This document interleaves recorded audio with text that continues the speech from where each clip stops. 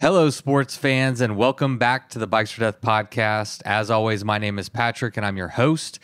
And welcome to Tour Divide Race Week. Since it is Tour Divide Week, we've got a special guest for you today. John Stamstad is on the podcast to talk to us about all things Tour Divide.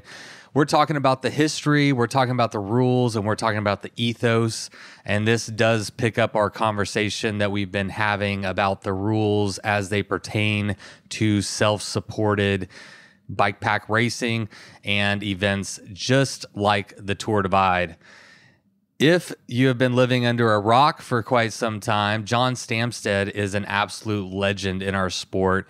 He first completed the Tour Divide route, which at that time was just called the Great Divide Mountain Bike Route, and it started at the American-Canada border and went down to the American-Mexico border. It has changed and adapted and evolved over the years, and now we have the Great Divide Mountain Bike Route and the Tour Divide Race Route, which are very similar in many respects. But back in 1999, we just had the Great Divide Mountain Bike Route, and he set an FKT doing an ITT back in 1999 and set a new FKT, or fastest known time, of 18 days and 5 hours, a time which I believe stood up for about 5 years until the first run of the Tour Divide race, at which point it was taken down. In 2000, a year later, John Stamstad was inducted into the Mountain Bike Hall of Fame. John has been a member of our community and a figurehead in mountain bike racing for decades. He has been involved not only in the racing aspect, but in the rules and ethos aspect of this sport. And he has a lot to offer whenever it comes to filling in some of those gaps in our understanding of the sport, being new to it. So this was an awesome opportunity to have John come on the podcast and educate us on the spirit and the ethics and the rules and the ethos of these races. And it's very timely now that we have the Tour Divide race going on as we speak. John does a pretty good job of introducing himself at the beginning of today's episode, so I will leave the rest to him. But before we get to today's episode, let's take a moment to thank the people that made it possible, starting with our latest patron, Andrew Holt. Thank you for signing up as our latest and greatest Patreon. Patreon is the best way to support the Bikes for Death podcast. It lets us know that we got a little bit of operating money to help produce these shows every single month. And if you would like to join Andrew, you can over at patreon.com/Bikes for Death. Today's episode is also brought to us by Athletic Greens. I started using them because if you've noticed, food options have become increasingly faster and less healthy. Eating healthy these days can actually be kind of challenging. It can be a little bit expensive. It can be harder to find good and healthy options. And it can be harder to get the nutrients and the veggies that your body needs.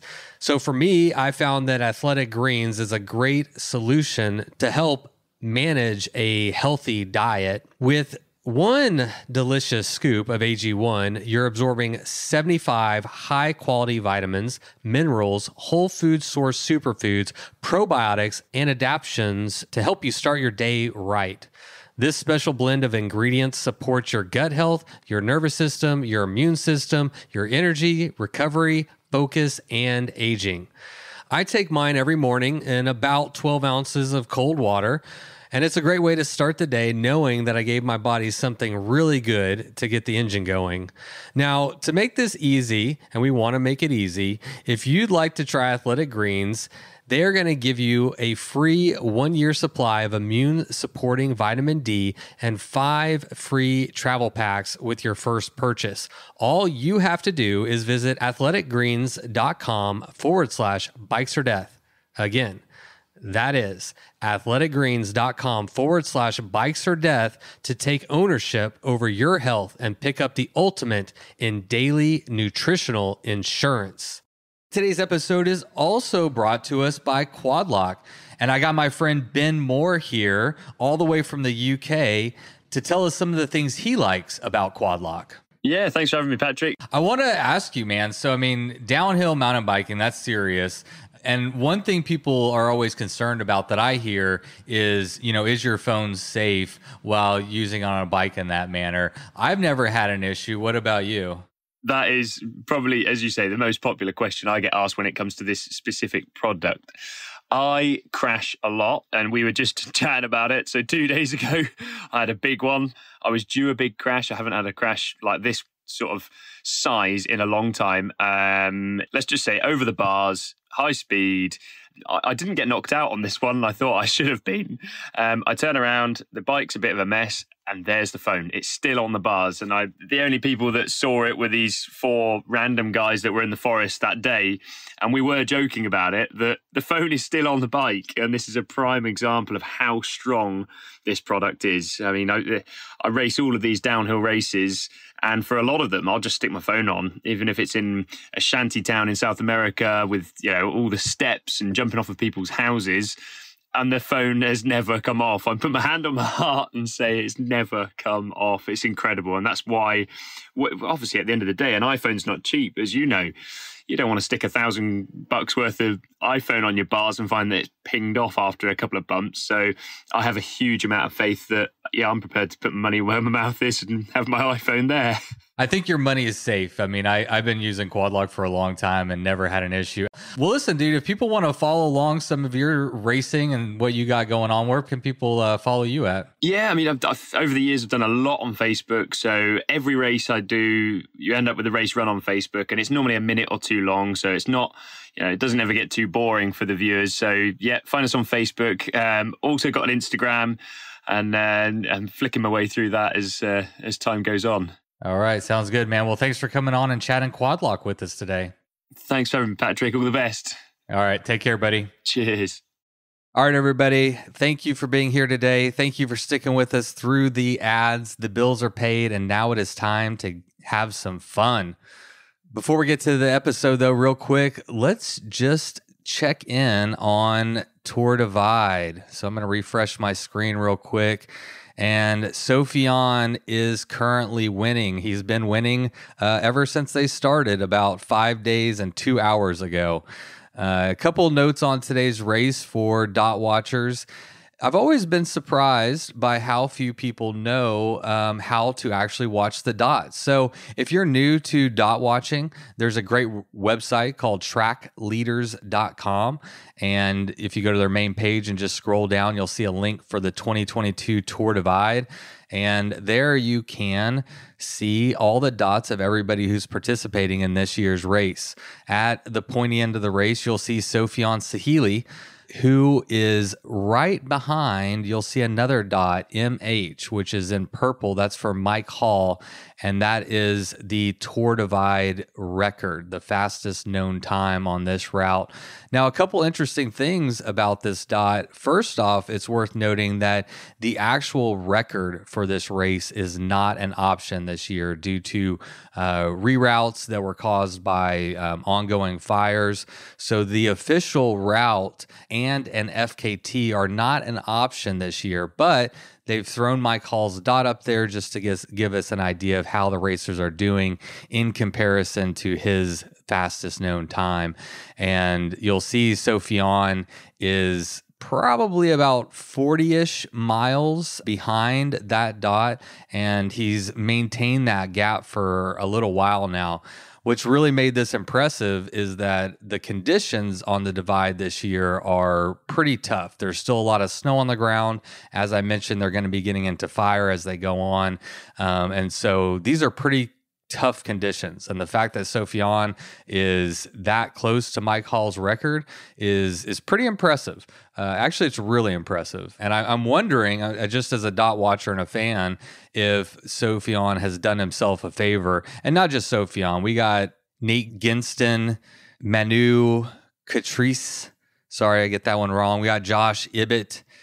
And there's a lot of folks that are out there pushing pushing the pace for sure.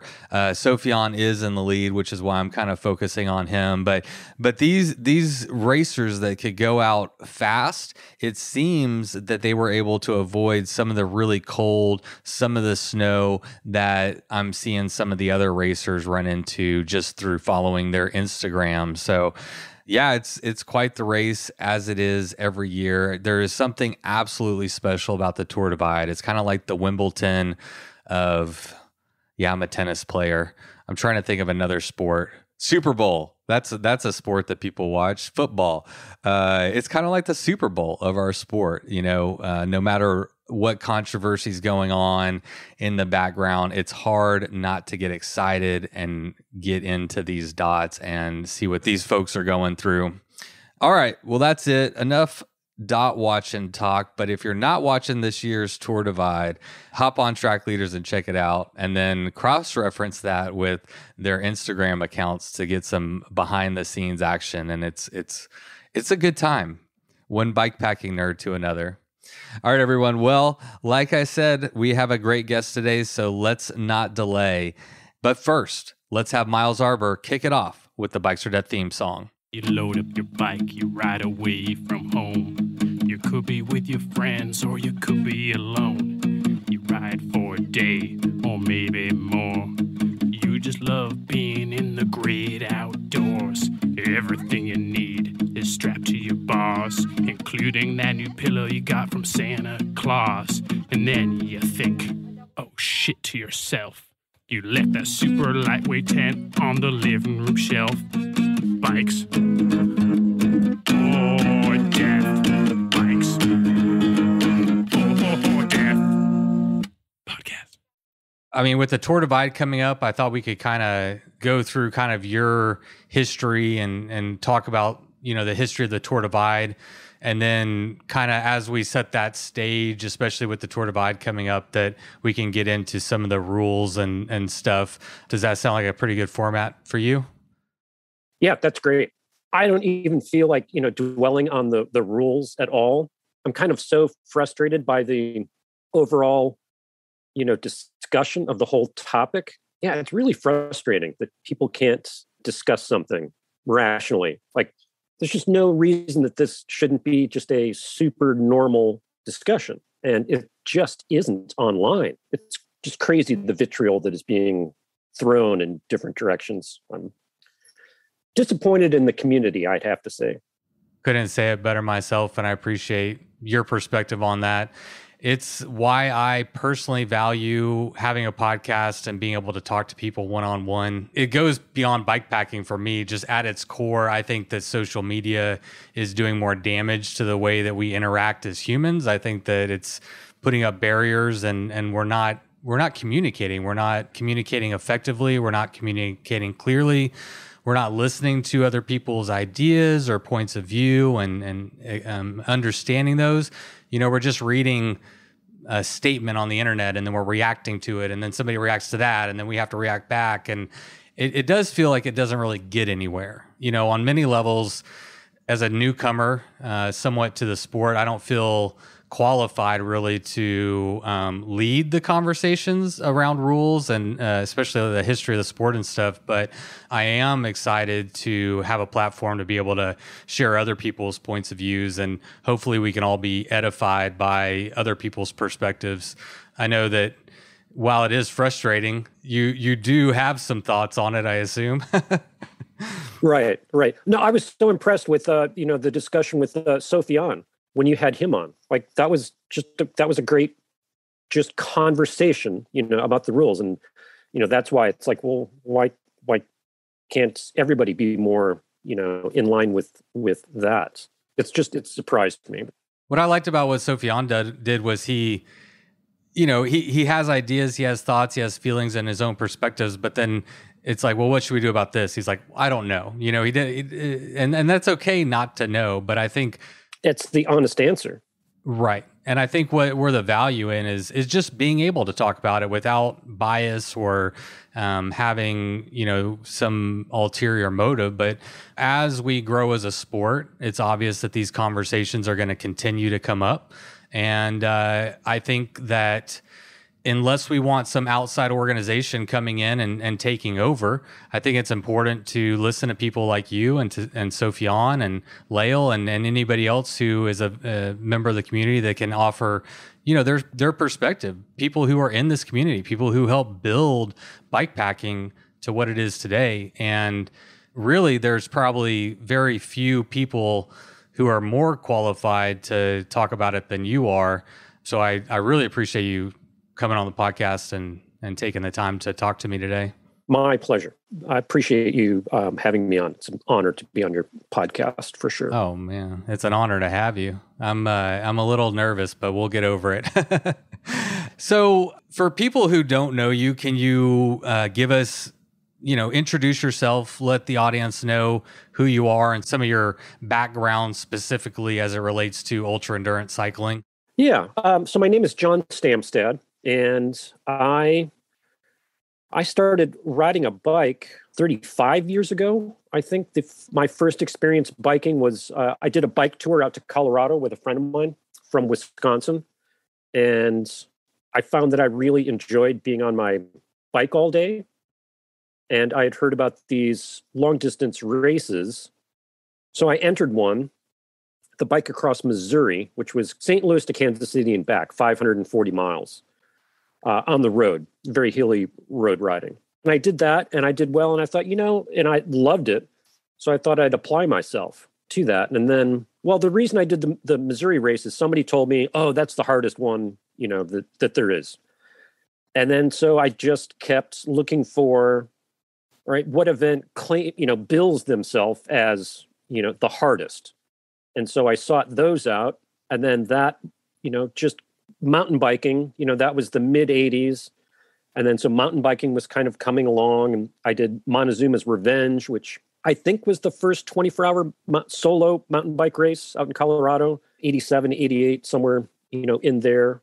And the off-road was just so much more fun than riding around cornfields in the Midwest. So I just morphed into that and just loved it passionately. I love to ride my bike, love to push the limits. I did a race up in Alaska called the Iditarod, which is on parts of the Iditarod Trail of varying lengths. So I did that about 10 or 11 times. Did a race across Australia, across the continent. It was a off-road stage race, and just have gone to wherever the fun, events have led, and, was part of, with a group of people, the evolution of bike packing and off-road distance racing. The one you mentioned in the Outback sounded particularly interesting to me. That was in 1992. So I was curious about, in 1992, was that a self-supported bikepacking trip? You said it was a stage race. So would you just carry your own stuff in between stages and resupply? Like, how did that work? Well, so it started out as fully supported. So there was a caravan of vehicles.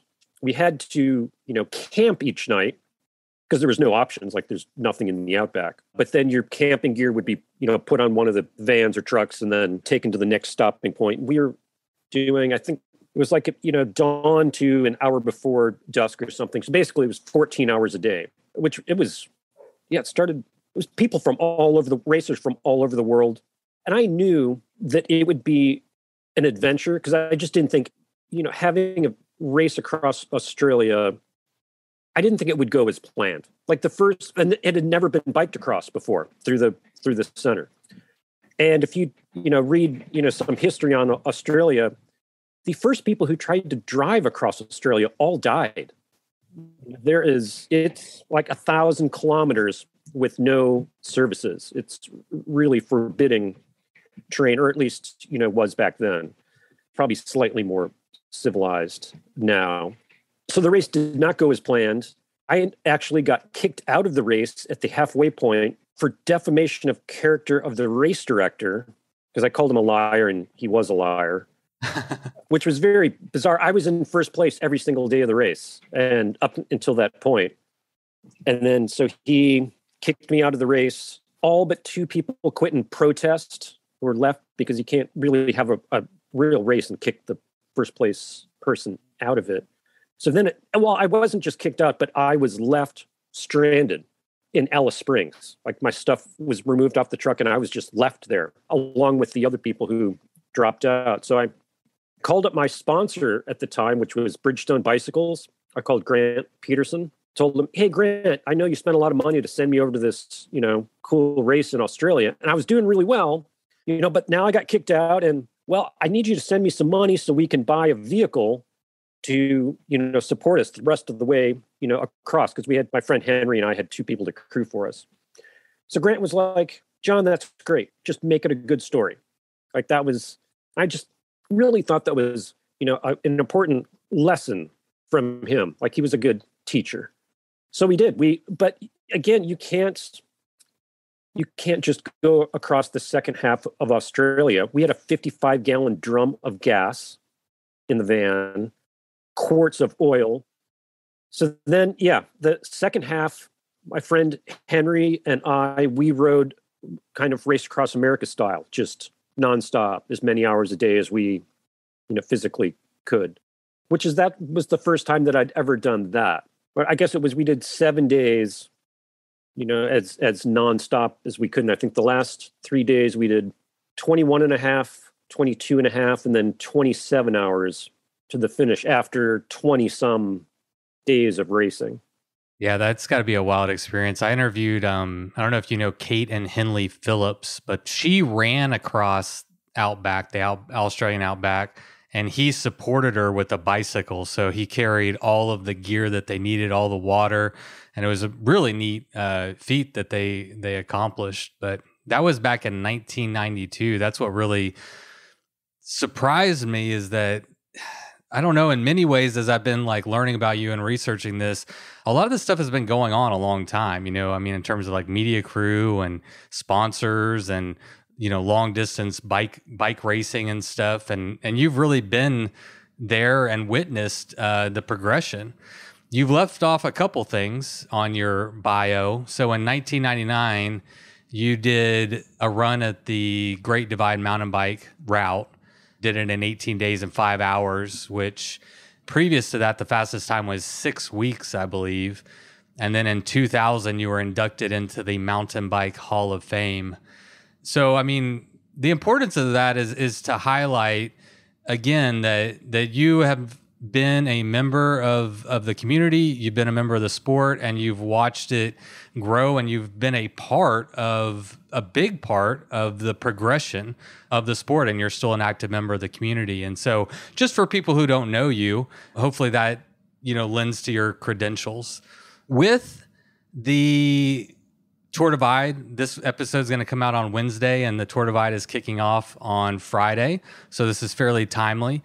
The Tour Divide is the pinnacle bikepacking race. I think it's considered by everybody to be the birth of solo self-supported bike pack racing. But, it's interesting. I don't know much about how the route was actually developed. It was developed in 1998. You were out there racing it in 1999. Do you know the story of how that route was actually developed? And we should say it was made by Adventure Cycling Association. Yeah, so Mac McCoy of Adventure Cycling Association is the one who put it together. And he spent years doing it. I'm not sure exactly how many, but it took him years. Putting together a 2,500, 2,700 mile now route. That is such a monumental project, and it was ahead of its time.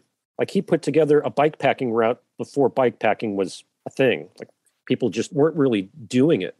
Well, that's one of my questions is, and I'm curious, I assume, or I'm wondering, was the original intention for it to be a route that people would maybe tour? Or do you know what the purpose of? Yeah.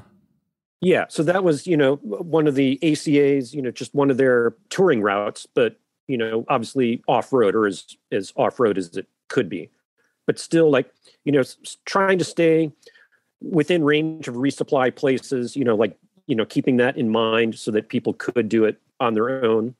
Yeah. It's just funny to think about, or maybe not funny, but it's really impressive to think about. We have all these tools and technologies in place that make it a lot easier to create routes. And I'm trying to picture how he did it. I wonder if he drove his car, rode his bike, what resources they used to put it all together. But it's it's an impressive route and an impressive feat that they were able to put together. Yeah, it's fairly audacious, of a plan, just because there was no business plan that said, oh, if you do this, it's guaranteed, to be a hit. Like, it really wasn't. Mountain biking, was definitely a thing. But yeah, I really applaud his effort and tenacity to make that happen. Well, you would be able to speak to this, but I mean, in 1992, you did the race across the Outback, 3,500 miles. And in 1999 or 1998, they came out with the Great Divide mountain bike route. I mean, just in general, around that time period, how many of these longer races, these longer routes were even available? How cutting edge was this, essentially? Well, it's kind of funny. When I started doing these, I would do almost literally every, ultra race during the year. And then now there are some states where no human could do all of the bike packing events in a single state. So the growth has just been exponential. But back then there are a lot of 24-hour races, the relay and the solos. There was the Ididasport in Alaska. That became kind of a borderline backpacking event in, I think, 1997 it was. It started as just a 200-kilometer event, but then in 97, they made a new route and did the first 350 miles of the Iditarod Trail. That was pretty hardcore for the time. It just wasn't, as we consider bikepacking, in that there aren't many services out there, so the race would fly in drop bags. So you could get resupplied once a day, kind of thing. You could hit, a checkpoint and grab some stuff because there's nothing out there, There's 2 small villages the entire way. And then I did the Divide in 99, and I had heard about it for a few years, so I had kind of planned on it and was just waiting for it, to be finished. Drew Walker is the first person that I know of who rode it. He did it in 98, and he did it just, the maps weren't completely done. So he did, like 90% of it, but I think can't remember if it was the north or the south that wasn't finished. But so he just kind of, finished it off. But he was the first one out there, kind of attempting to do it. And then Mike Kiriak did the Grand Loop race out in Colorado. And like that might be, I was talking to him about that recently. And so that is probably the first, what we would consider bikepacking by today's standards. That was a self-supported, I think it was roughly a 300-mile loop. What was that one called again? The Grand Loop. The Grand Loop. I never heard of it. That's fascinating. And it was in Colorado? Yeah. Grand Junction area. Okay. Western Slope. No, I feel like I should know that. So that is considered to be possibly the first ever solo self-supported bikepacking event. And then, but what really changed it was when Mike organized a race on the Great Divide mountain bike route that, became the Tour Divide in, I believe that was 2004. Oh, really? Interesting. Yeah, and he set the record. He broke my record in 2004. And I think that's really when bikepacking became a thing. It was the Tour Divide race. People knew of that. It started to get coverage, in the media, and the concept of bikepacking started to take off. Even though that event didn't really explode in popularity because it's so hard, like it's just so long and it's so challenging, but people loved the idea. And I think they looked at the extreme example, thought that was awesome, and then people started doing it on a smaller scale. But also the other key development, and this is just timing in life and how things hit a tipping point, the gear started changing and the gear got so much better, and then GPSs came out, and like that changed the entire universe. Like the difference between navigating poor quality maps, back around the 2000-ish, to following a breadcrumb. It's just night and day, approachability of new people coming into the sport. You didn't need local knowledge. You could go to a place, have somebody's route, and you know that you're going to have a good experience. And then the weight of all the gear dropped by half. From the kit that I use now to what I used in 99, across the board, basically everything weighs half.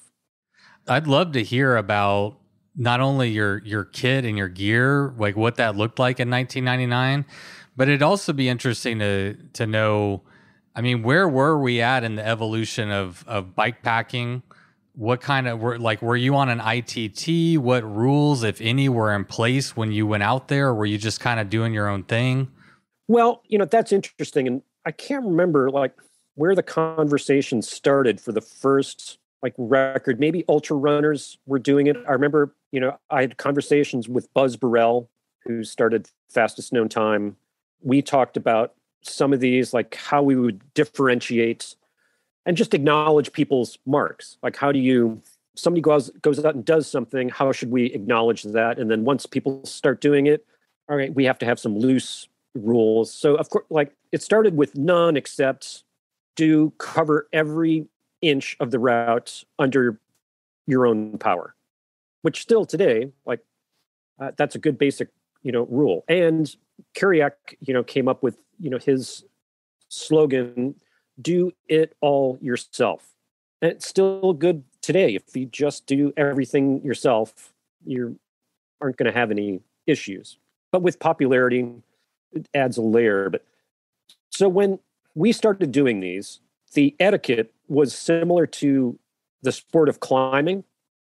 You would contact the current record holder, ask them, get the details on how, they did their attempt, and then declare to that person, okay, here's what I'm going to do, and here's how I'm going to do it.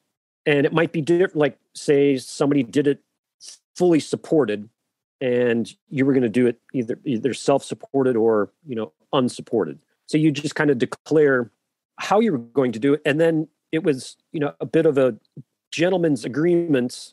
In order to claim a course or route record, you had to do it in a manner that was as hard or harder than the previous record.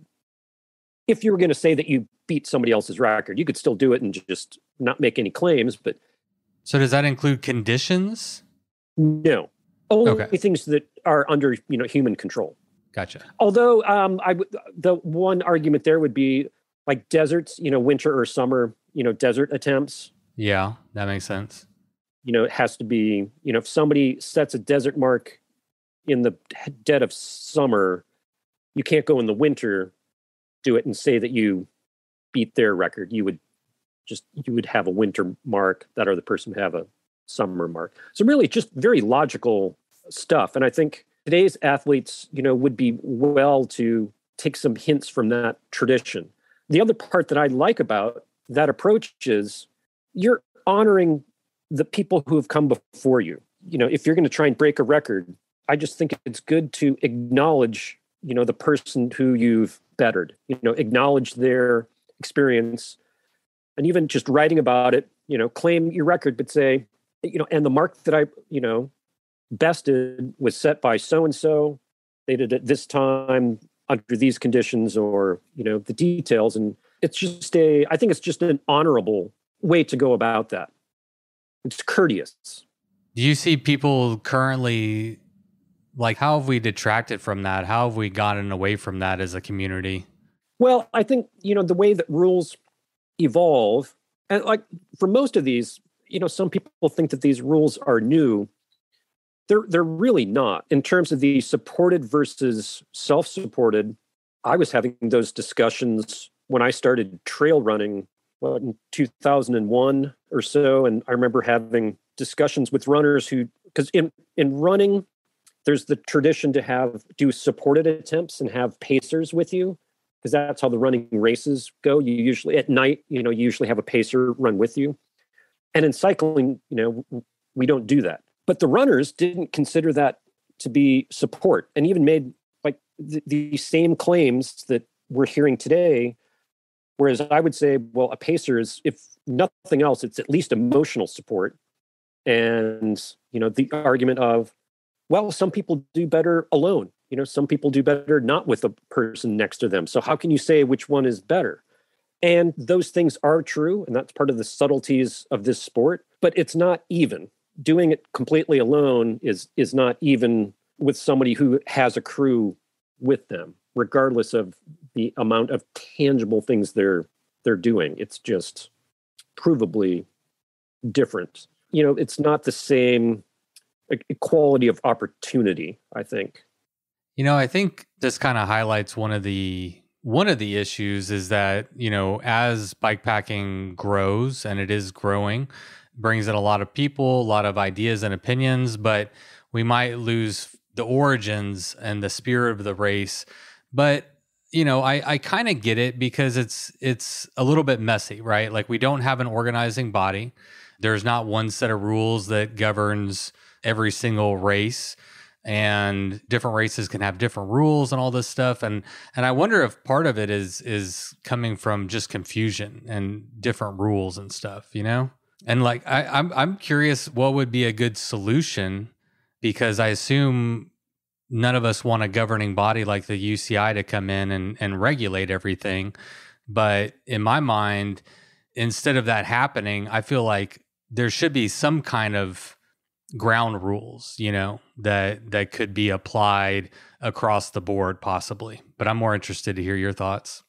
Yeah, I mean, it's the first rule of bikepacking is that there are no rules. And if somebody tells you that you're doing bikepacking wrong, then they probably don't know the spirit of what bikepacking is about.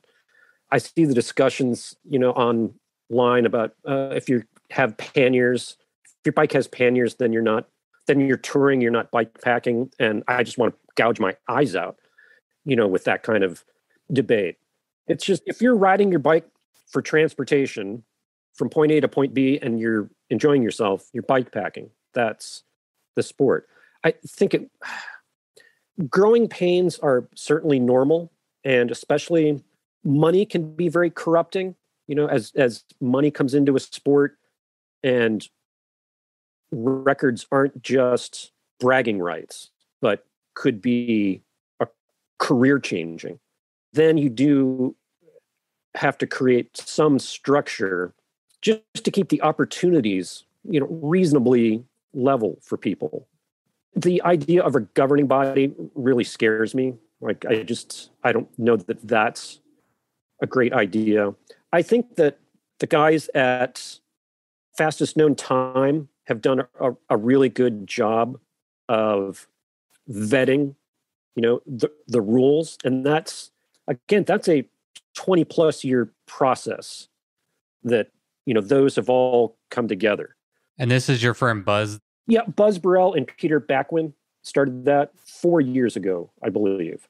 Oh, but you said you were having conversations with him 20 years ago. So the website only came into play 4 years ago, but you and he and this group have been having these conversations for a very long time. Absolutely. So what is Fastest? I'm aware of it. A lot of people have sent me their website. I've gone to look at it, but I really am not super familiar with it. Is it just a website that hosts the rules, and it's a set of rules that runners can abide by, or what is that? They actually do accredit, record attempts. So if you do a run and you think you successfully did the fastest time on that route, you can send in your GPS track, get it verified by them, and then you are listed as the fastest known time. And then they separate three main categories: supported, self-supported, and unsupported. And the fully supported is, just as it sounds, pretty much any aids. Still, you have to travel every foot of the route under your own power. But outside of that, you can have whatever support works best for you.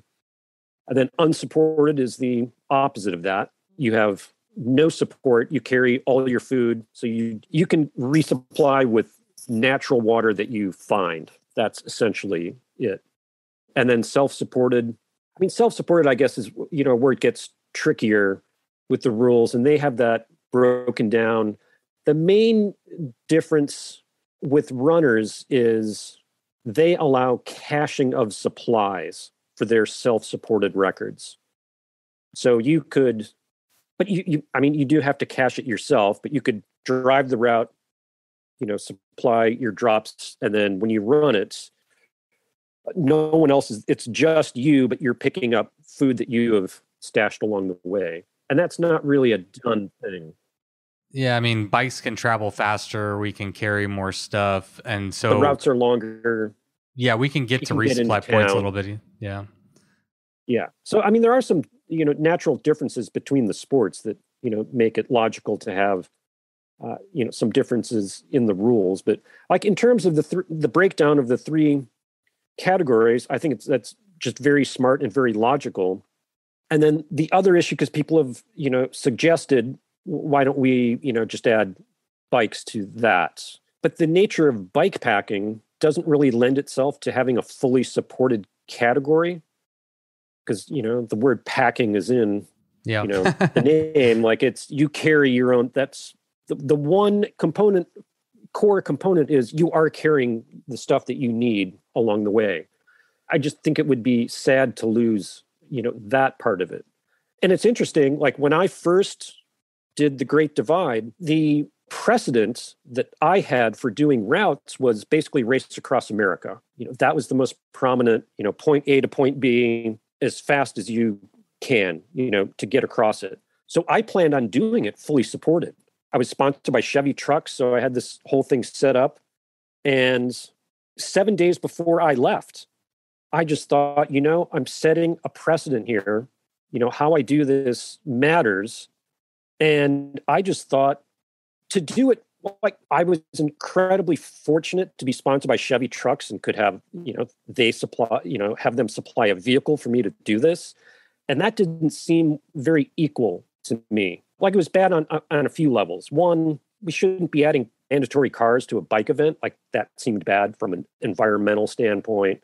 So I decided to do it self-supported and just pulled everything together right at the end, which was logistically fairly challenging.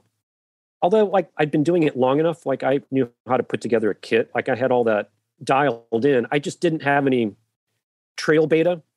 I didn't know where water was. I didn't know the hours.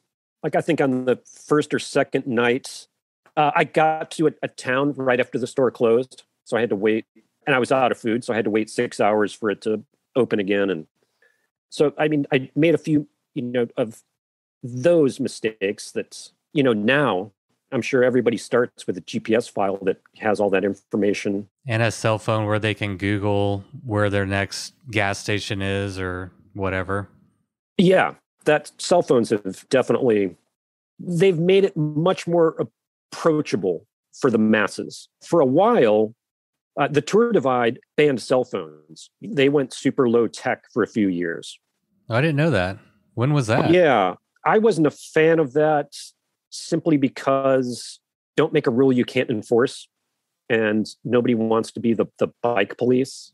I think as absolute few rules as possible and trust people to be honorable, I think is a better way to go.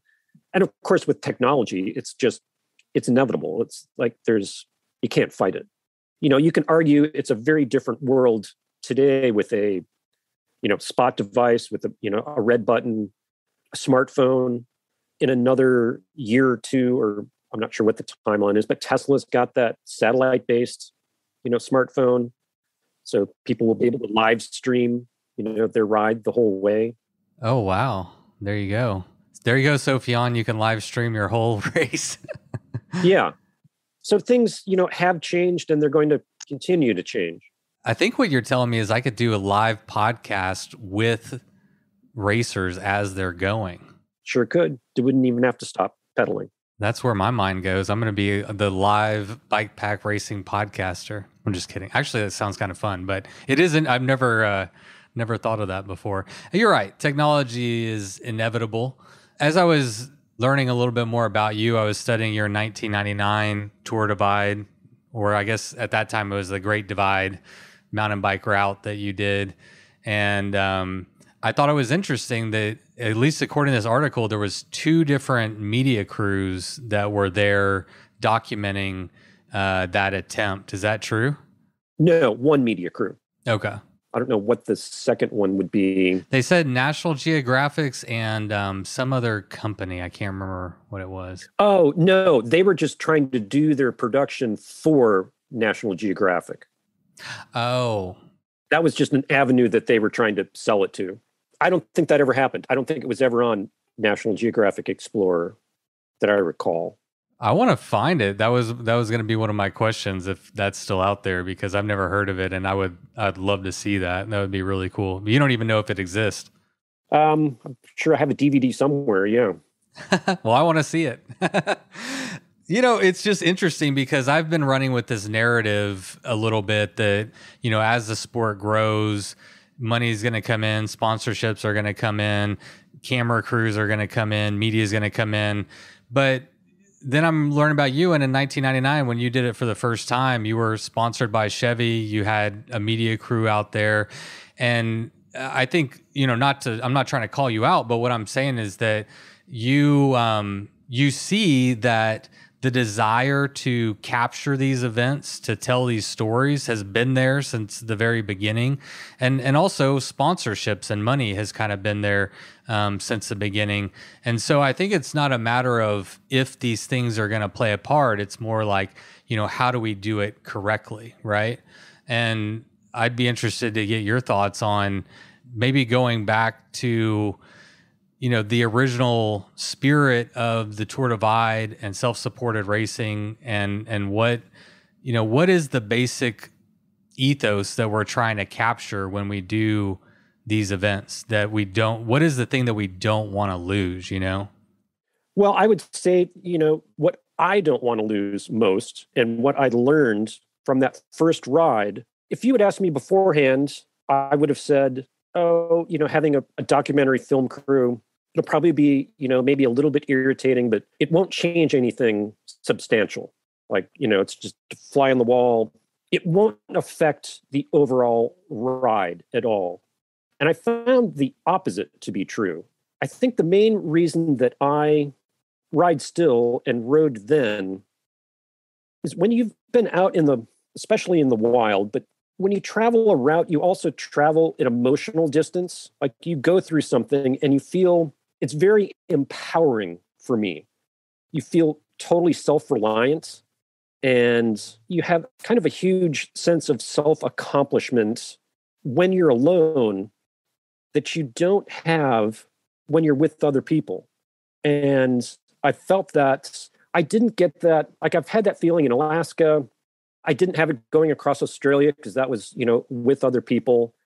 And so I think you lose that when you have a film crew. And I think you don't, by their nature, they're there. So to say that they don't change the experience is disingenuous. They just do. Now, we can accept that for the betterment of getting media, for having a show about it. And there's a certain line, like, we should. It is good to tell this story, and it is good to share the sport with as many people as possible. And I guess the line is, it's like, all right, like, how much of that experience do we give up? I would never do a film crew again, just because for me personally, it changed my experience, in a negative way. It was not as enjoyable or as self-satisfying as I would have hoped. I think Sofian, made some really good comments when he was on your podcast. Film crews don't make you faster. Anytime you talk to somebody, like, it slows you down for all the obvious reasons. In a micro scale, I think Sofian said, anytime I've seen a camera, I never slow down. And that's totally true. Like, if you're on the verge of walking up a steep hill and there's a camera on you, you're going to ride that, 10 times out of 10. But in the bigger picture, those don't add up enough. And the hassles of dealing with a film crew are, going to slow you down. But again, they're a safety net. They are a a comfort blanket that, when you have to make a decision. Like sometimes you have to decide, do I go out into the storm, or, do I take this risk? Should I do it, or should I play conservative? If you know that the absolute worst thing that can happen to you is, well, I can just bail and hop in the film crew truck, that's a big deal. Like that changes the event.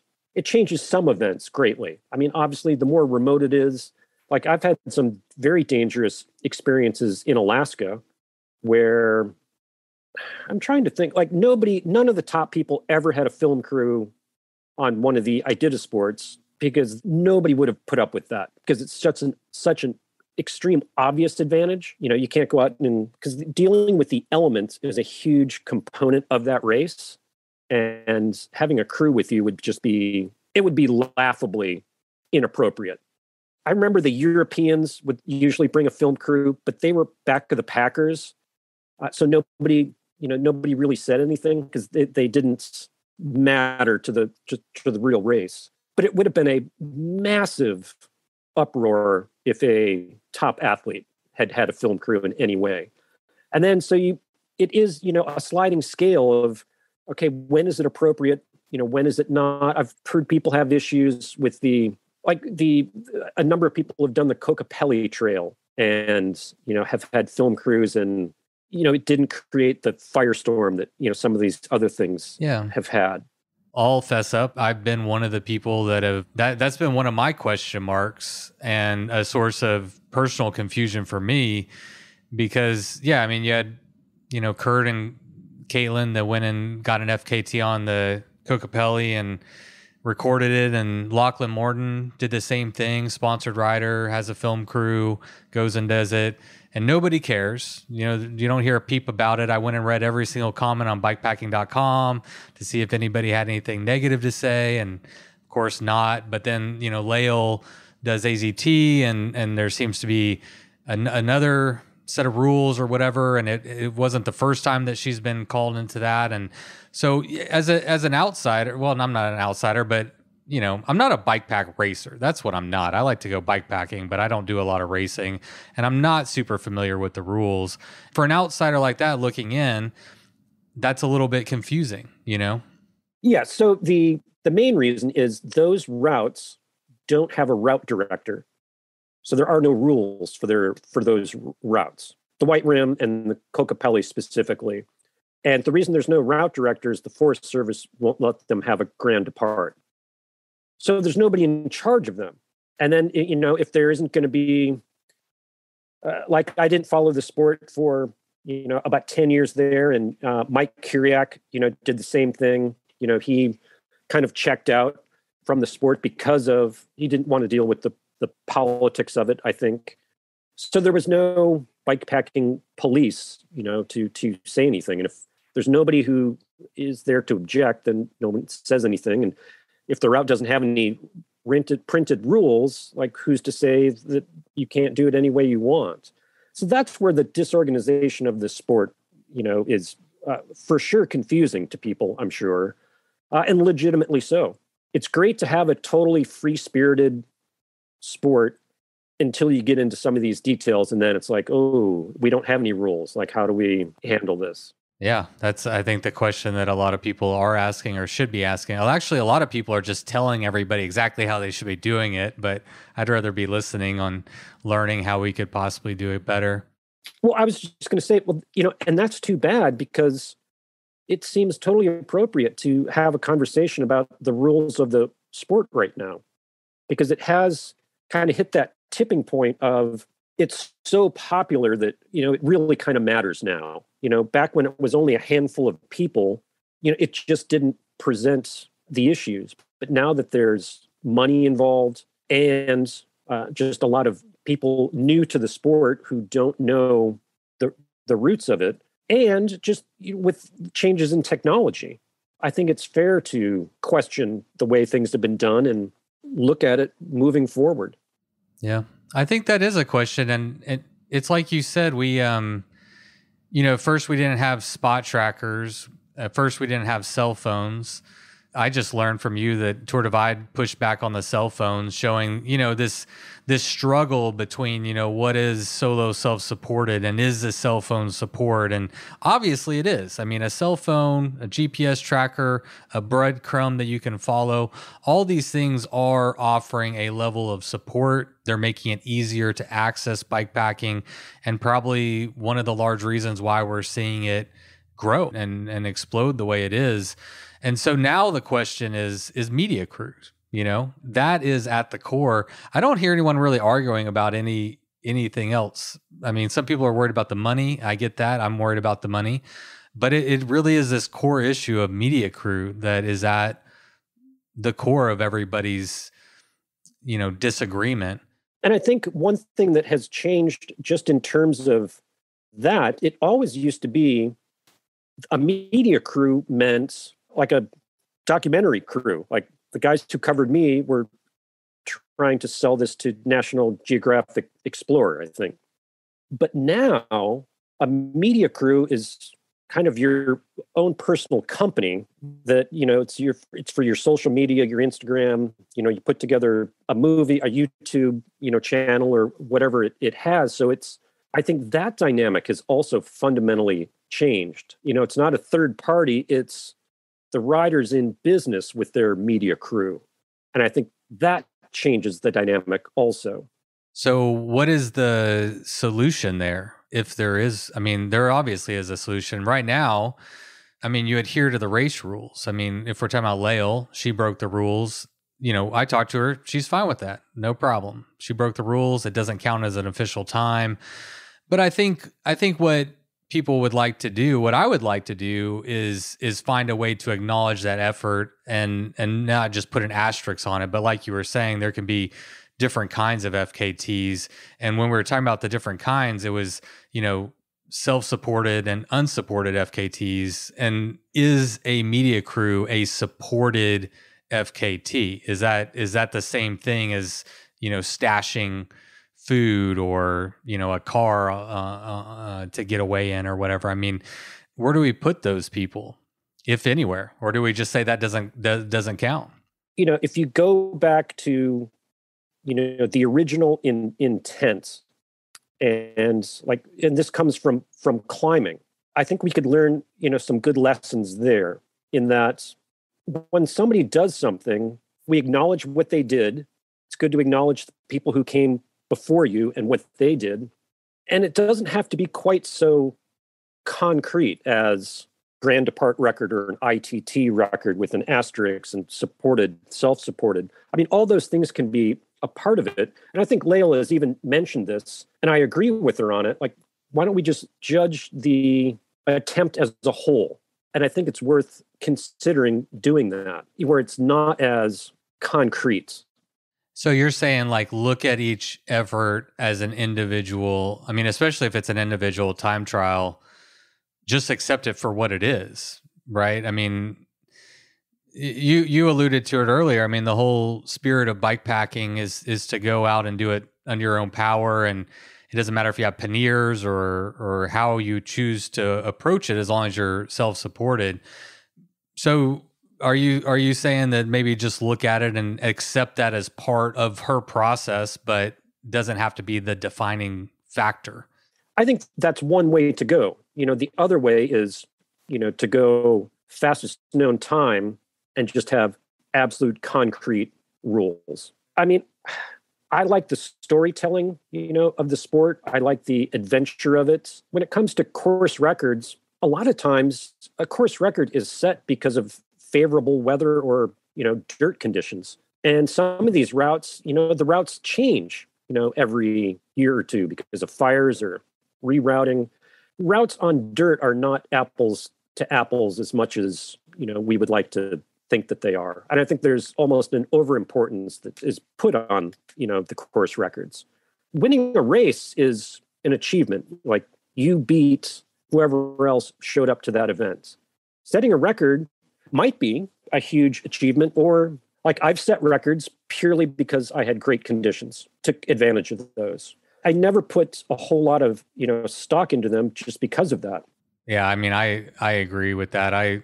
I don't like all the vitriol that goes on once you get to like the pointy end and everybody's talking shit about everybody else. And yeah, it seems like we're overinflating the importance of that stuff. And, you know, since Lael's the person that kind of started all this, or it all started with Lael, I mean, but even if you look at her as an example, like she doesn't care. You know, I talked to her and she told me straight up that whether they put an asterisk next to her name or whatever, that, you know, that's not her personal motivation.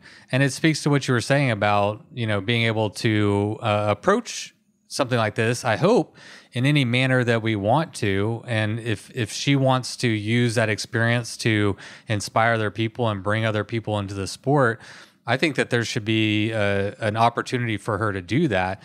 When you get into, you know, who did the fastest time, that's where people start getting really concerned. You know, I think if people held to the, you know, the kind of the personal ethos of, if you're going to claim, you know, a fastest time on a route, that original principle of, if you're going to claim a record, it has to be at least as hard as the person's whose record you're beating, I think is just a good concept to follow. Like, it doesn't have to be a concrete rule. People should, I just think folks would be better off if they did it because they thought it was the right thing to do. Like Marc-Andre Leclerc in the Alpinist. He climbed the way that he climbed, which was super hardcore and minimalist. He did it because that's what mattered to him. He did it for his, you know, I don't think there was, you know, there wasn't specific climbing rules that said, hey, you can't do this route without with a spot device, but his, you know, just personal feeling was it's not the same accomplishment if, you know, you don't do it alone. As we were talking, I remembered a quote that I read. It was actually when you finished the Tour Divide or Great Divide in 1999. You said, "My future in the sport really depends on how long I can take it mentally. You have to do this for the passion. No amount of money is enough for this kind of difficulty." I thought that was really interesting back in 1999 that you had that perspective of that. And I've talked about this on the podcast as the subject of money has come up.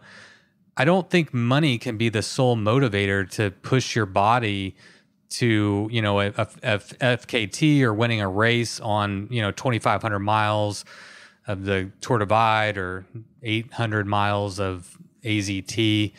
It does seem like there needs to be a really internal motivator that is going to always outweigh money.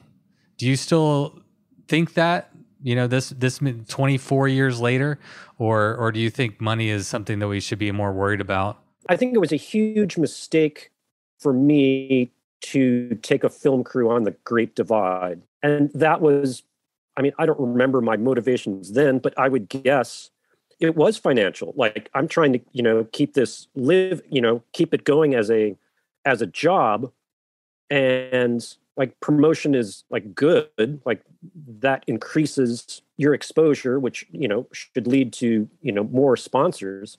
But I don't think it was good, you know, for the sport. Like, that was a mistake, you know, and I should have been more of a purist, you know, from that standpoint. And I didn't know it was going to be the experience that it was. You know, I didn't know that a film crew would tangibly change it, would make it a negative experience. Yeah, it was a total mistake. Like, for me personally, it's not doing it totally solo. I laugh when I watch a TV thing and, you know, the narrator will say, when we come back from commercial, we'll find out if Joe has survived, you know, this dangerous encounter. And I'm thinking, well, I know he survived because the camera guy's right there filming the whole thing. And I want to know I used to be a magazine photographer. It's like, I want to know the story about the person who got that shot of that person who's, you know, supposedly doing something, you know, amazing, because the camera guy's carrying a bunch of gear too. But I think, you know, things evolve, and with technology, it's not as though if we don't have media crews that the sport will die in darkness. I mean, we have 4K GoPros and 4K iPhones. I think you can self-produce a pretty good program, or maybe have, minimal, like on something like the Great Divide, maybe film crews can only meet athletes in towns or something. Or, there's different compromises you can do. Like, if you have a film crew that covers the event rather than one athlete, so that, the impact is more spread evenly among people. Yeah, that's an interesting thing because I think, it would depend on the athlete or the racer, because some people are not going to want to see anybody, and that's going to be a distraction and unwanted, and other people would really thrive on that. I was just talking on an episode I did recently. I had Dennis and Kuya on, and we had media. It was on my own race, the East Texas Showdown, and we had media crew out there, and one of them couldn't care less about the media crew. They just were in the zone and focused on what they needed to do. And the other one was lonely at night and hoping that he would run into a media crew and looking for that emotional boost. And when he didn't get it, it was kind of like a letdown. And so, even if you just have like media crew across the board, I don't know, it's tricky. Like I am media crew. I have covered races. I go out on course and I take pictures of people. And, my thing is like, I don't talk to you. I just sit there and take a picture. And if you want to stop and talk, you can. But, I'm not there to really impact, hopefully, the race. Even though I agree with what you're saying. If I'm sitting at the top of a hill taking a picture, I know for a fact that people are going to push a little bit harder. They want to get a picture on their bike. They don't want to get a picture pushing their bike, And so it is a thing. Yeah, I thought that Ezra and Lauren did a really good job talking about this on the Bike Pack Racing podcast.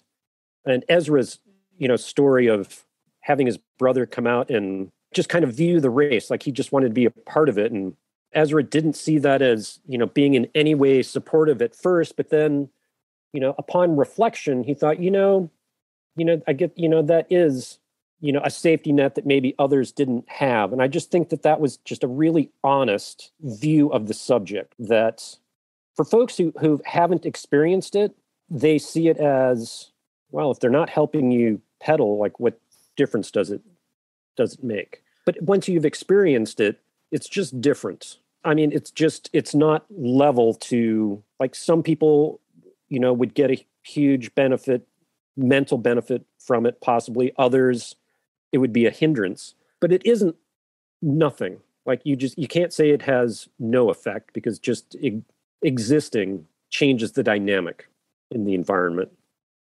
No, I agree. And I think most people can acknowledge that it's going to have some impact. I think we might disagree on the level of impact. And I think that at the core of it is just because we're different people. And so different people are going to have different interactions with a media crew. And so I think it can be complicated to understand, exactly where the line is there. But the one thing you can't deny about a media crew, regardless of any kind of emotional support, is that there's a fucking vehicle there that can take you off course if things go south. And Sophiane talked about it, on the Mountain Pass in 2019 at Tour Divide, when, he was like, well, if there's a media crew there, maybe I push on because I know that there's a car there or someone could come and get me and that's something that we just, regardless of emotional support, and if you look forward to it or you don't look forward to it,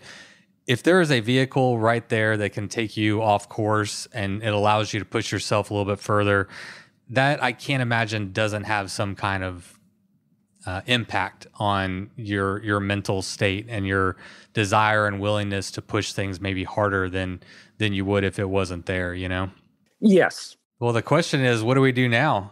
If you had your way, I mean, you've been involved in the conversation surrounding solo self-supported bike pack racing, the rules that pertain to it. We're at a crossroads, I think, a little bit. I mean, there's a lot of dialogue and discussion happening, and people care. People want answers. They want to know what is right. They want to know what is wrong. And if you could have your way, what would the path forward look like, if you have an idea?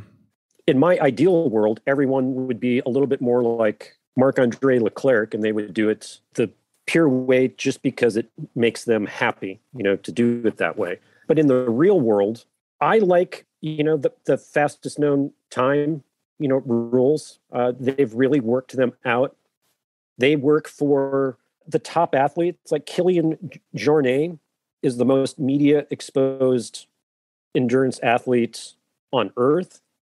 And he doesn't have a problem with the media rules, which are super restrictive on fastest known time. So if the most media savvy and exposed endurance athlete of all time is okay with media restrictions, and I talked to the fastest known time guys about that, and they have said that Kilian has always been compliant, has never raised, an issue with it. They've never had a struggle with him and with those rules. And so if it works for those folks, like I don't see why it wouldn't work for bike packing too.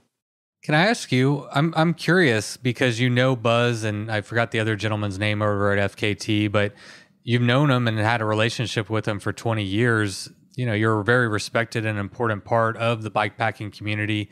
Have you thought about taking up this mantle and maybe partnering with Buzz to, we couldn't adopt their FKT rules exactly as you've outlined, but I personally like the idea of, having a set of rules, and not even that everybody has to adhere to them, but what if it was like this FKT was completed adhering to XYZ rules, and it was a standard that everybody could acknowledge and maybe get behind.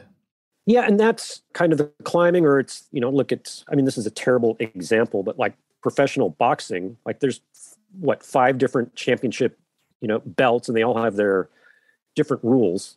I don't know, like somebody at some point will probably, like if you just, instead of looking at today, like try and look at, okay, where's this going to be in 5 years? It seems like the sport would probably have, the way it's going to have to need rules at some point.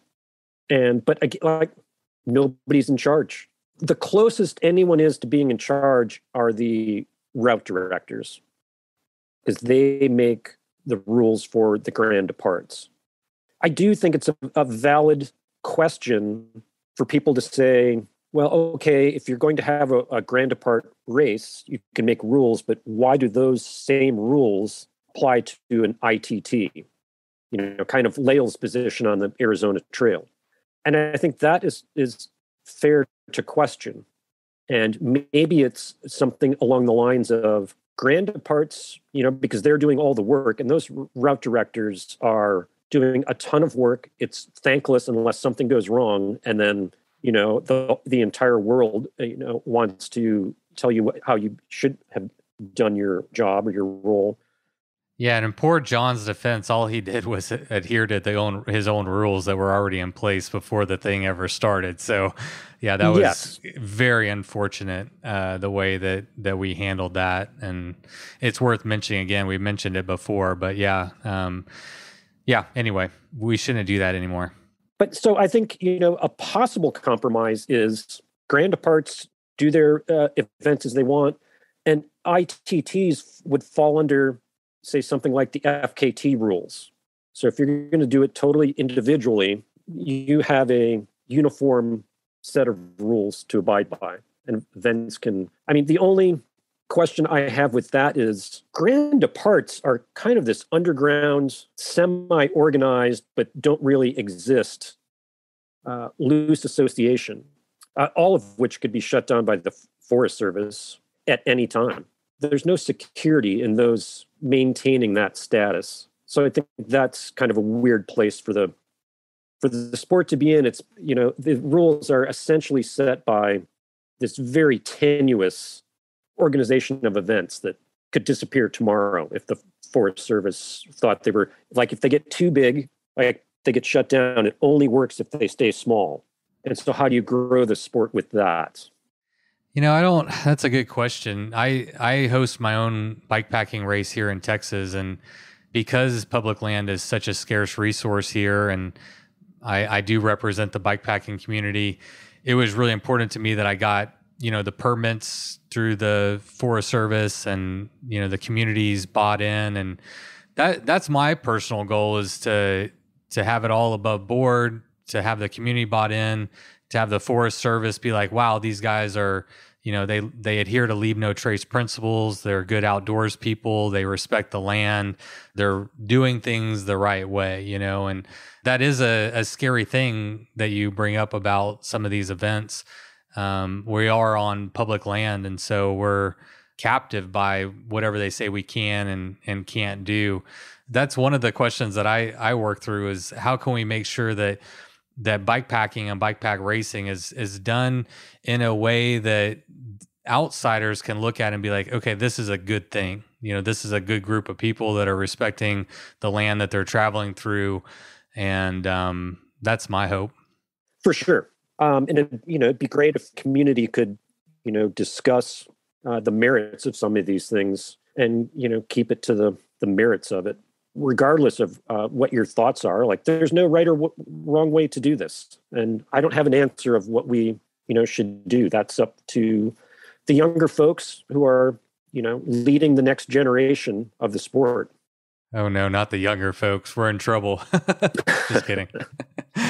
Could you ever imagine, or did you ever imagine in 1999 or, at the first Tour Divide race that, we'd see this much growth in bike packing?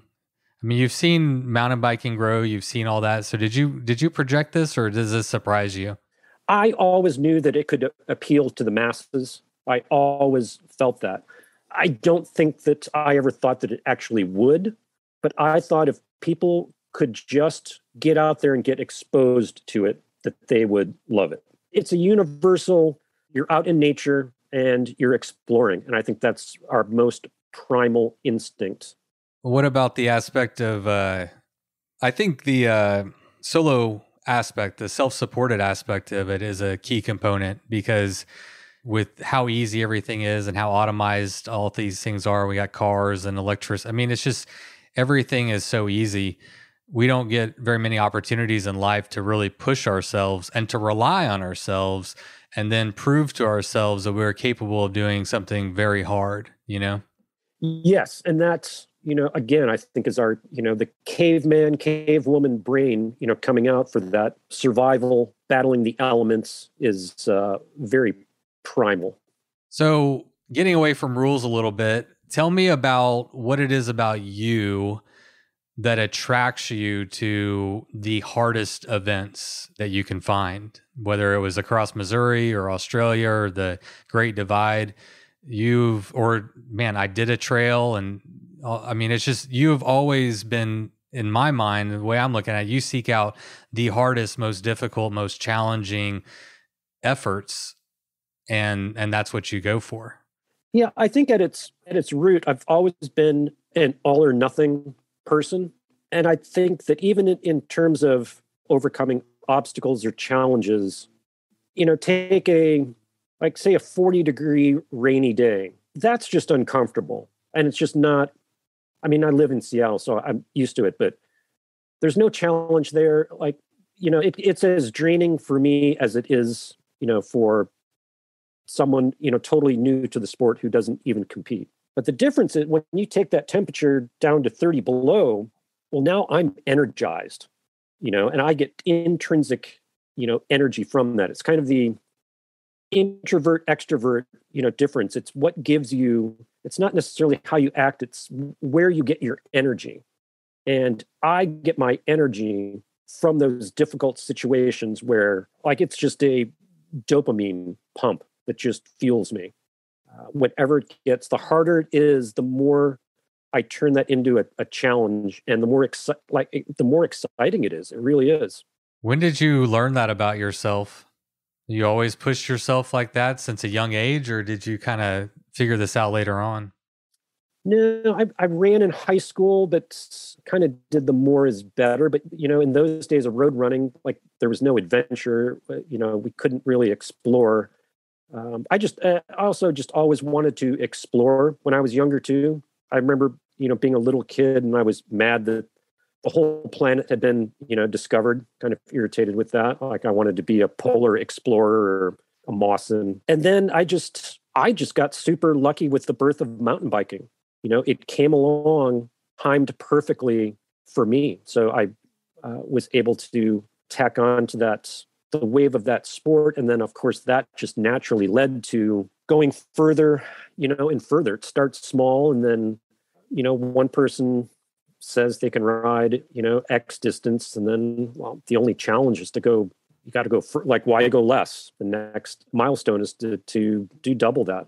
So then the next question is, do you know what it is about you, not only that drives you to those types of events, but what has allowed you to excel so much throughout your career and your life? Training, mental, what can you point to that you think was your key to success, or one of them, or many of them?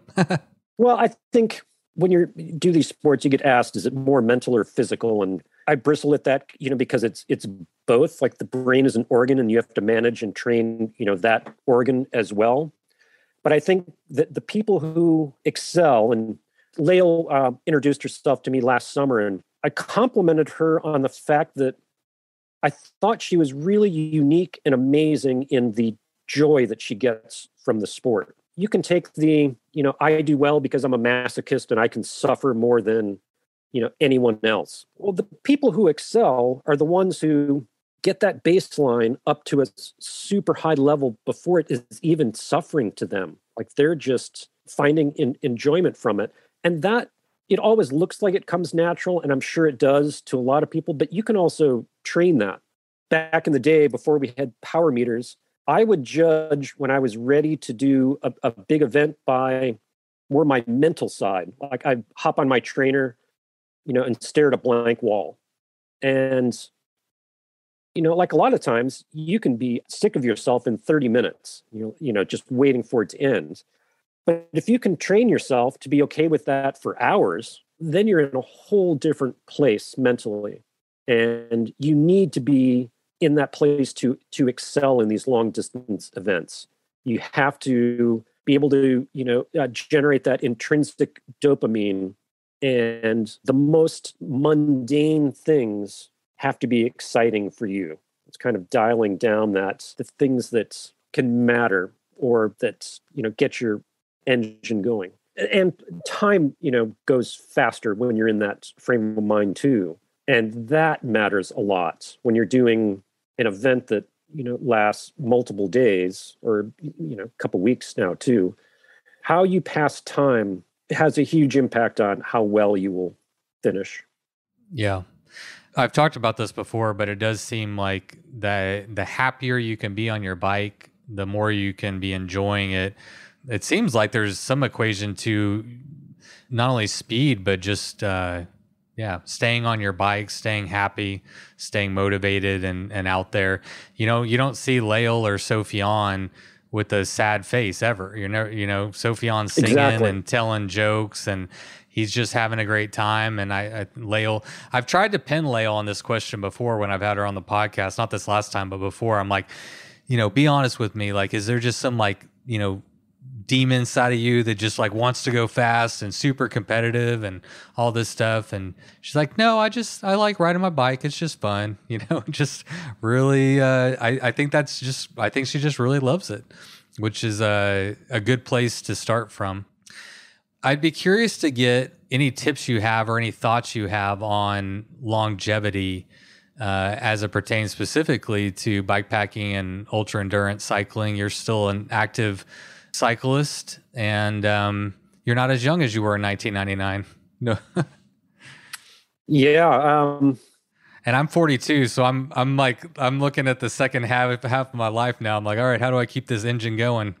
I'm very fortunate in that, I've had a number of crashes and injuries, but nothing that is hurting me too badly these days. It's like at age, I turn 57 in a couple weeks. I'm doing pretty, I'm pretty pleased. My hips are good. Doctor said I won't need knee replacements, or, shouldn't. So, I have some neck issues and aches and pains, but it could be a lot worse. So I'm very happy and thankful that my body has stayed well.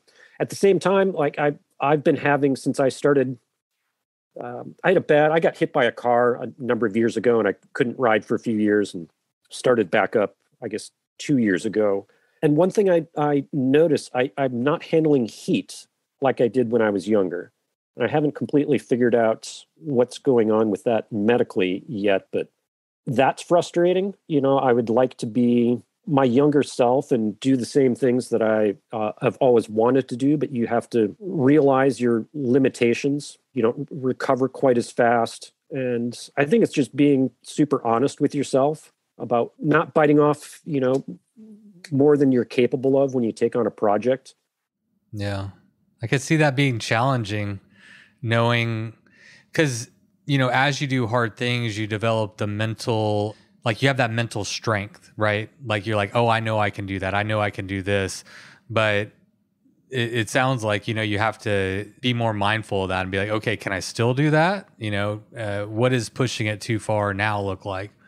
Yes, exactly. So mentally, like in terms of athletics and training and bike packing, mentally, I'm pretty much the same. Like I don't feel any difference. And so you do have to be a little more honest with yourself about, you might feel the same way mentally, but you can't do the same things. And if you try, you're going to, possibly get yourself into an issue. So I think that's just being accommodating to that is what, I'm trying to work on. And it's like, I do, look at the future and think, okay, I'm going great at 56, but what about 66? Like, where does that, is there a line where things just change drastically? Hal Russell was still out there. He's a great example of, he did the Tour Divide 6 times, I think, after he turned 57 or something. So, and there was just a gentleman who set the over 70 marathon record. Oh, wow. And it was crazy fast, 2:45 or under 3 hours. Oh my gosh, for real? Yeah, like anyone would be in dreamland if they could run that fast at, even 60, but at 70, that's phenomenal. But I think that, this generation is changing those, boundaries of how long athletes can go. I remember, thinking, that past age 30, you need to start thinking about moving on from, sport. And at 40, you're totally washed up. And now that isn't true at all. Especially not in endurance sports, right? I mean, in quick twitch, fast explosive movements, muscular strength, I think we lose some of these things, but in endurance sports, when so much of it is your mind and your mind is very strong and it's over the course of weeks, it seems like it's an equalizer for a lot, whether it's gender, age, if you're a sponsored rider or a guy that, has just been training in his hometown. That's one thing I like about bike pack racing is that it does seem to be an equalizer where, yeah. And that's kind of the point, right? Is how can we make these events a fair playing field for everybody involved and everybody has like an equal shot, which is one of the things that we value of the sport. And hopefully we need to keep that. I kind of have to run and go get my daughter. But I appreciate you coming on the podcast and talking about all this stuff. I'm on your side. I'd like to see us as a community do a better job of just communicating about these things and understand that we're still a relatively young sport and there's a lot that we can still learn and we'll continue to grow.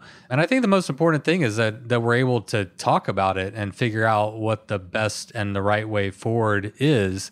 And if we can't do that, I don't see us getting to a really good and healthy resolution. So I do appreciate you sharing your thoughts and being willing to just talk about it, man. Yeah, it seems like, at some point it would be valuable to have like a round table of a few folks and a moderator just discussing these, issues. Because I think there are a lot of folks who are new to the sport and just genuinely, just don't know all of the dynamics. And I think it could be very educational. And I think it would be productive and helpful. One of my favorite quotes that was said on the podcast is from Kerry State that owns K-Light. And he said, he said, knowledge is light, and I recommend you carry as much of it as you can. And, especially from a bike packer's perspective, I love that sentiment, and we should be gobbling up as much information as we can. And with that, we're able to make better decisions and also like understand where other people are coming from and stuff. So I think I've had that same idea about a round table. And having, I don't know, you could put all kinds of people in there, but it does feel like there needs to be some organization on the rules specifically.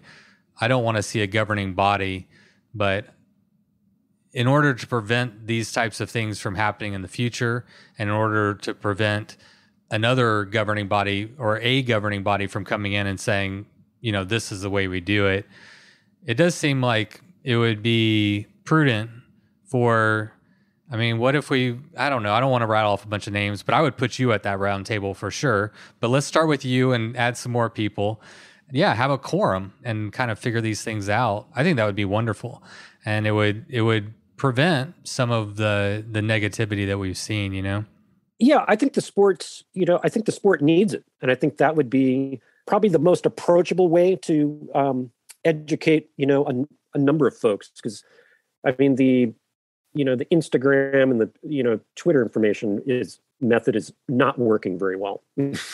No, I legitimately, I got dragged into it. I saw my name popping up and I just stopped following it because I have my own mental health. I don't want to hear, all that stuff. And I don't want to hear people talking about John and Lael and just throwing shit all over the internet. And you don't even know these people, that was one of my biggest gripes with the Lael situation is like, before she had even like finished all this, it was already written. Everybody already decided where they stood on that. And we didn't even get to hear what Lael thought and her perspective. And we didn't hear from John other than, a couple like Instagram posts. And it was a bummer to see, but I do think, I hope that we learn. I do hope that we learn from this, and I hope that as we go forward, we can prioritize talking and listening over, shouting at each other over the internet. I think we've seen that it's just not productive, and so hopefully we can avoid that in the future. That's one thing we can definitely do better. Yeah, I'm hopeful that we've learned that lesson. I doubt that is true. We seem to be at a stage in humanity where we just keep repeating our large mistakes, but all you can do is try. I know. I'm trying to be optimistic. If people just really, the core of bike packing is go out and have an adventure and do it in a way that makes you happy. And if everyone did that, it would be a much better place. Whatever your sense of adventure is, do that. Go bike packing by yourself. You don't have to pay attention to anybody else's rules. Just do it your way. It's about traveling by bike and, traveling that physical and, emotional distance and getting away from it. Physical and emotional distance. Yeah. Go on a journey and see where you come out the other side. Thank you, John. I hate to run, but my daughter, I got to go pick her up. Sounds good. Part of being a dad. Hey, man, it was great to talk to you. It was a true honor. Thank you so much for coming on. And I hope we get to do it again. I'd love to talk to you again. And I'd love to do an episode and really focus on like the early stages of bike packing, and fill in some of that history for people. I'd love to talk to you. And there's a whole laundry list of people that I think it would be really neat to capture some of those like origin stories. And I think they're important. I would really like to do that because the sport is at a level of popularity now where a lot of athletes are getting at least internet famous. And I think I was very fortunate and I got my, 15 minutes, 20 years ago, but there are a lot of other core people who didn't really, like the Mike Kiriaks of the world. And I think he deserves a lot of credit for the sport happening because I'm not sure. Like it probably would, things happen no matter what, but it wouldn't have happened the way it did without his guiding influence in the early days. He really made a difference. I'd love to talk to him. Talk to you and him and anyone else. You can put together a list. Sounds good. All right, John. Good chatting with you and look forward to the next time. Thank you, Patrick. Talk soon.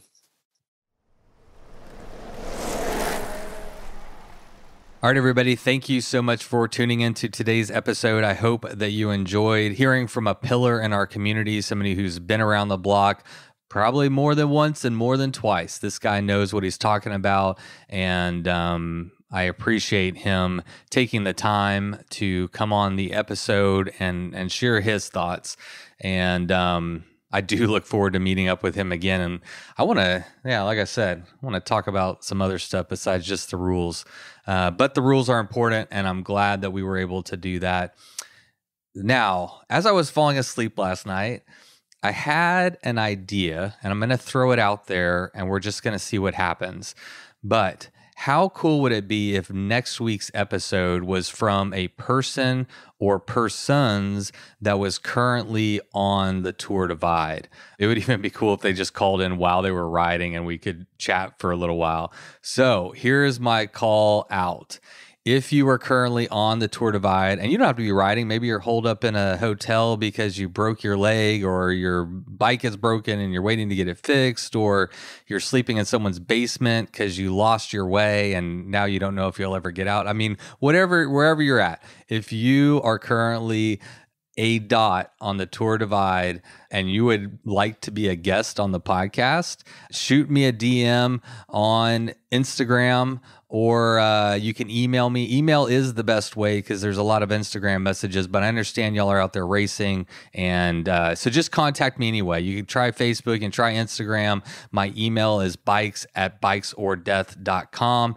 But shoot me a message and let me know. And we're just going to see what happens. I'm going fishing, and we're going to see if I can get one on the line. Maybe we can get a couple, but I think it would be really neat if we just kept the Tour Divide theme going and actually talk to some people who are in the thick of it, get some live reports on the ground. So that's your call to action. And if you are a listener and you know somebody who is out there racing that might want to do it, maybe you can help deliver the message to them and we can connect in that way.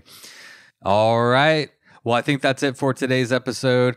I don't know about y'all, but I am absolutely glued to the screen. I'm a Sophion fan, as I'm sure many of y'all are, and it is so much fun to see him out there pushing the pace and, again, watching his Instagram and listening to his stories, listening to his songs, and appreciating the fact that that dude is just out there having a great damn time riding his damn bike. So until next week, you know what to do. Take a page from my friend Sophion and go ride your damn bike. It was the middle of the night. You grabbed your knife and you held it tight. The sounds of beasts kept you awake. The sounds they made kept you afraid. In the morning, you packed your bike. Memories forgotten from the previous night. You rode faster than ever before. Was it your imagination or merely folklore? Fear turned into strength as you pushed further. Every pedal stroke stronger and firmer. Your bike feels weightless, your legs aren't tired. You think to yourself, just a few more miles. Bikes or death. Bikes or death.